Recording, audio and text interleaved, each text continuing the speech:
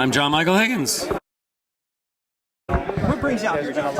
Well, I'm a big fan of the Pasadena Playhouse currently, and its excellent administration, which is new, relatively new, and they have just been hitting it on every cylinder since they started. They are doing great shows, and they're bringing music and comedy back to Pasadena, which I love. Something you're familiar with. I'm a little bit familiar with it. So, tell me a theater background. Do you have anything? What's your experience like with theater? Well, I identify myself as a theater actor. I was a theater actor since I was 9 years old, and it was by far the majority of my career has been spent on stage, not in film and television. And that only came toward the back of my career. After I was in my 30s, I started just doing film and television.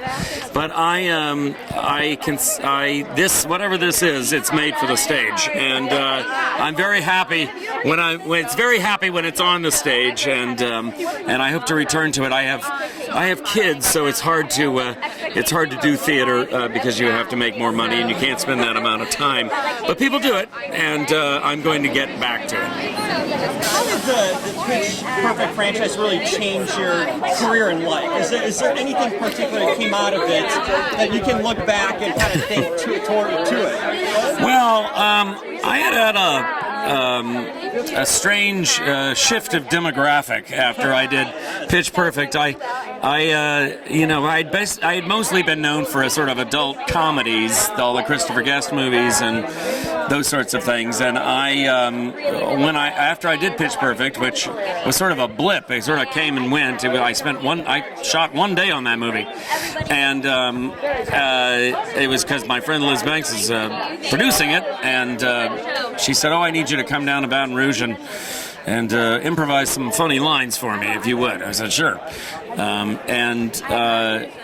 Then I found myself, once the movie was released, which I had forgotten I'd even done. A year later, it had been released, and I found myself being attacked by 12-year-olds in grocery stores, and I couldn't figure out what it was. So, yeah. So who knows? Now my audience is quite big. Because my game show that I do, America Says, is demographic of more like, 40, 50-year-old women. And the Pitch Perfect one is about 11 to 15-year-old kids. So it's very hard to. It's a landmine. It's a minefield. Yeah. Tell me the difference between hosting a game show versus acting. What do you take away from both, and what's the big difference for you in a sense? Well, the big difference was that I didn't get into acting so I could be myself. I got into acting so I could be somebody else, and that's what I was good at. And in the game show, strangely, the most shocking thing that ever happened on my game show was the first show I taped. The announcer says, "Here's your host, John Michael Higgins," and I was like, "Who's he? How does he talk?" And it never occurred to me that I had to be myself on this show.